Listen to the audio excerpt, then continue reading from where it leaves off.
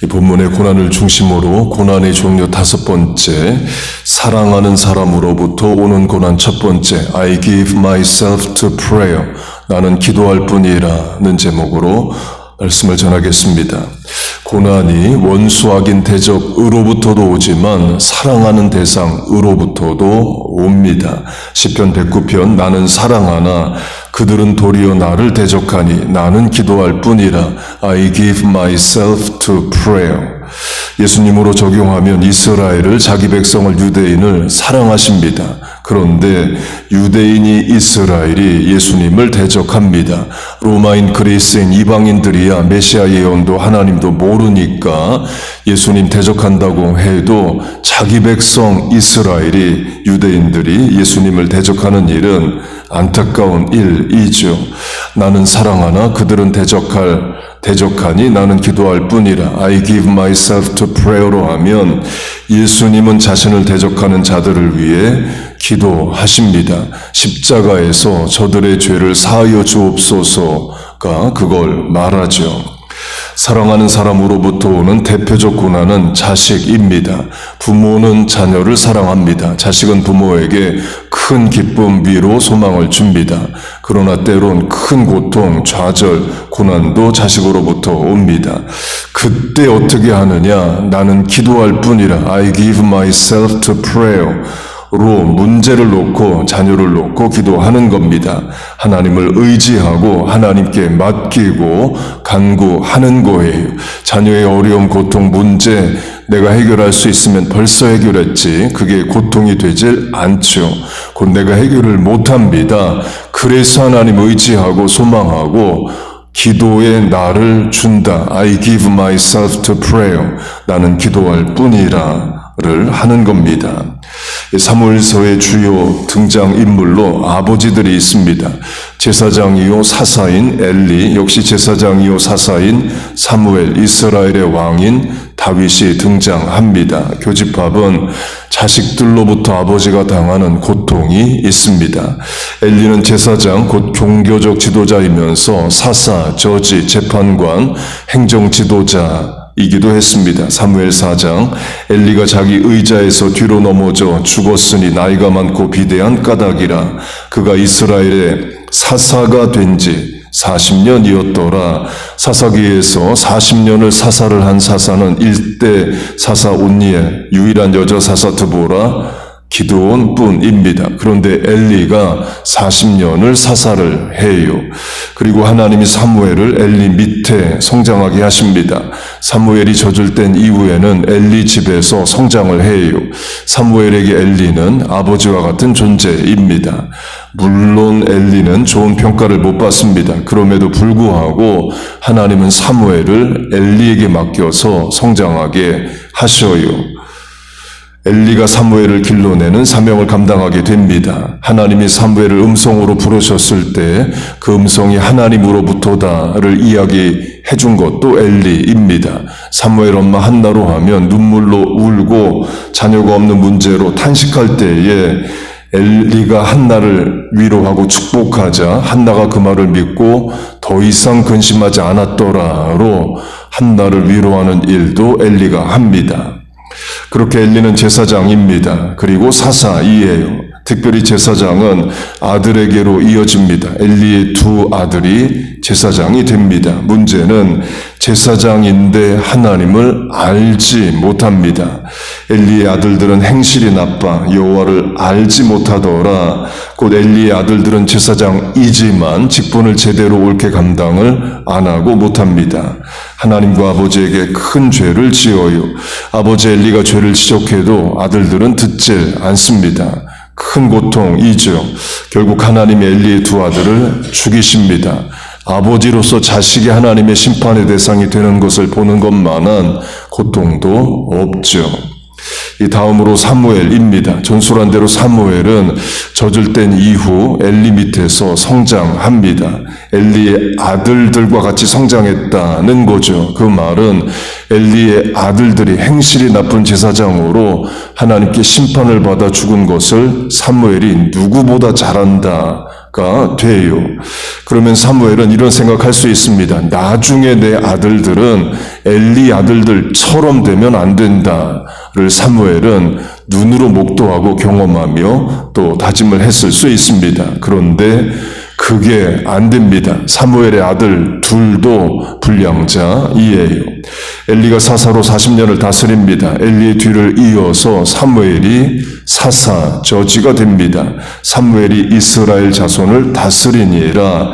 Samuel became Israel's judge. 그리고 사무엘이 나이가 듭니다. 아들 둘을 사사로 삼아요. 사무엘이 늙음에 그의 아들들을 이스라엘의 사사로 삼으니 사사는 아버지와 아들로 이어지지 않는데 첫 번째이자 마지막으로 아버지 아들 이어지는 사사관계가 사무엘과 그 아들 둘입니다. 문제는 아들 둘이 뇌물을 받고 사사, 저지, 재판관으로 판결을 굽게 옳지 않게 합니다. 백성들이 나서서 사무엘의 아들들의 지도력을 문제 삼습니다. 추측건대 사무엘의 아들들이 더 이상 사사로의 일을 못했을 겁니다. 이스라엘이 왕을 세워달라는 요구는 결국 사무엘이 두 아들을 폐하여 달라가 되기 때문이에요.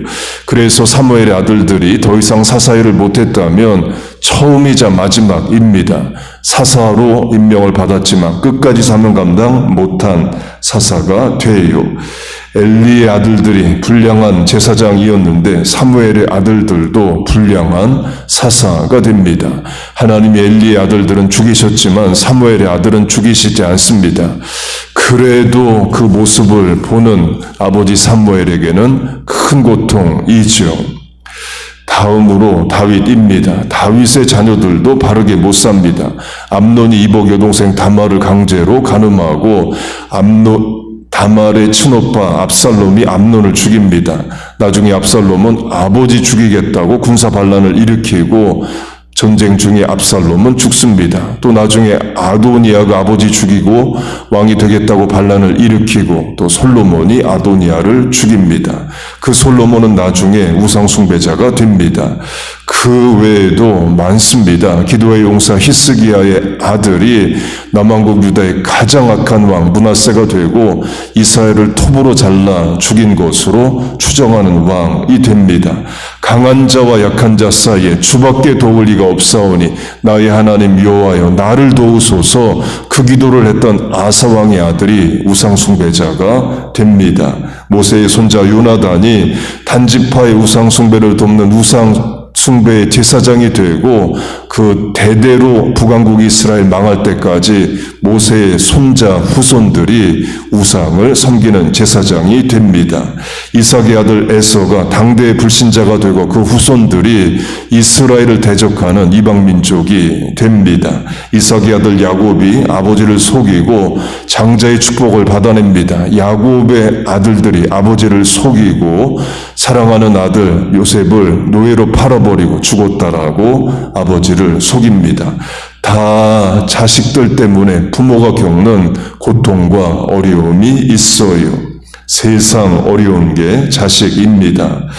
말콤 글래드웰이라는 캐나다 출신 작가가 있습니다. 유명한 책이 아웃라이어 다윗과 골리앗입니다. 한국 이야기도 그 책에 있습니다. 이번에 책에 이런 이야기가 있습니다. 미국에서 성공한 부모들의 최대 고민이 자녀랍니다. 부모는 세상 어려운 줄도 알고 노력하고 해서 성공을 했어요. 자녀는 세상 어려운 줄 모르고 방탕하게 살기 쉽답니다. 그렇게 성공한 부모 밑에 자라나는 자녀들이 호랑방탕하기 쉽습니다. 그러면 가난하고 어렵게 사는 부모 밑에 자녀들은 똑바로 사냐? 그것도 아닙니다. 부모 원망하고 삐뚤어지게 살 수 있습니다. 결국 하나님이 도우셔야 됩니다. 자녀의 판단, 결정, 환경, 만남, 도울 사람, 믿음, 신앙, 예배 다 하나님이 붙여주셔야 돼요. 부모가 100마디, 1000마디 말을 하고 자식 붙잡고 운다고 해서 자녀가 생각이 바뀌는 게 아닙니다. 결국 하나님이 그의 마음과 생각을 주장해 주셔야 돼요. 그렇게 어려운 게 자녀입니다. 그럼 부모로서 뭘 어떻게 하란 말이냐? I give myself to prayer. 나는 기도할 뿐이라 입니다. 그 방법밖에 없지만 그 방법이 최선이고 정답입니다. 그리고 이런 차원도 있습니다. 남의 자녀를 위해서 일하고 기도할 때에 하나님이 내가 해결하지 못하는 내 자녀의 문제를 해결해 주시기도 해요. 교회 학교, 여름 성경학교, 중고등부, 토요일 이른비 어린이 사역으로 타인의 자녀를 위해 내가 중보하고 기도하고 가르치고 일합니다. 그러면 하나님이 내 자녀를 책임져 주시는 차원이 있어요. 요셉, 모세, 다니엘, 에스더의 교집합이 부모가 일찍 죽거나 전쟁 중 사망하거나 부모와 떨어져서 홀로 성장한 또 어려운 과정을 겪은 인생들입니다. 다 부모가 못해준 일을 하나님이 행해 주십니다. 우리의 자녀들도 마찬가지입니다. 부모가 끝까지 붙잡고 가르치고 인도할 수도 없고 그렇게 된다고 잘 자란다는 보장도 없습니다. 결국에 자녀에게도 하나님이 아버지가 되셔서 붙잡고 인도해 주셔야 돼요. 신원서판 언행심사, 생각의 단편, 입 밖으로 떨어지는 말 한마디 다 붙잡아 주셔야 됩니다. 확대 적용하면 하나님이 자녀를 통해 부모를 연단시키는 차원도 있습니다. 세상적으로 출세하고 성공하고 신앙적으로 교만한 부모가 언제 하나님 앞에 부복하고 회개하냐? 자녀 어려움 겪을 때이죠. 때론 부모가 하나님 앞에 바로 서야 자녀의 문제도 해결되기도 합니다. 말씀을 맺겠습니다. 고난이 원수 대적으로부터 오지만 때론 사랑하는 대상으로부터도 옵니다. 가족이 그렇고 특별히 자녀일 수 있습니다. I give myself to prayer 밖에 없습니다. 다른 방법이 있었으면 벌써 해봤고 그 방법 됐으면 문제 해결됐죠. 안 됐으니까 어려움이고 고통인 겁니다. 그래서 기도할 수밖에 없지만 그게 정답입니다. 사람이 못하는 일 하나님이 행해 주시고 부모가 못하는 일 아버지 되신 하나님이 이루어 주십니다. 여러분 믿습니까? 그렇게 하나님께서 자녀의 신앙, 믿음, 정신건강, 사회생활, 판단력, 분별력을 붙잡아 주시고 인도해 주시기를 주의 이름으로 축복하고 축원합니다. 아멘. 기도하겠습니다. 하나님 아버지, 부모된 자로 자녀된 자의 걱정, 고민, 근심이 있습니다. 하나님의 아버지가 되셔서 사람이 못하는 일, 인간 부모가 못하는 일들을 행하여 주옵소서.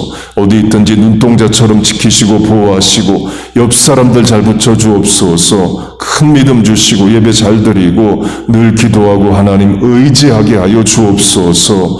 부모된 자로 또 본이 되는 신앙생활 하게 하여 주옵소서. 성도의 자녀 책임져 인도하여 주옵소서. 하나님이 아침에도 나와 기도하고 시작합니다. 남은 시간, 공간, 판단, 사람 만남, 결정의 은혜를 주시고 모든 순간 하나님의 눈동자와 같은 보호가 인도가 있게 하여 주옵소서. 입술을 열어 부르짖는 기도에 응답하여 주옵소서. 예수님의 이름으로 기도하옵나이다. 아멘.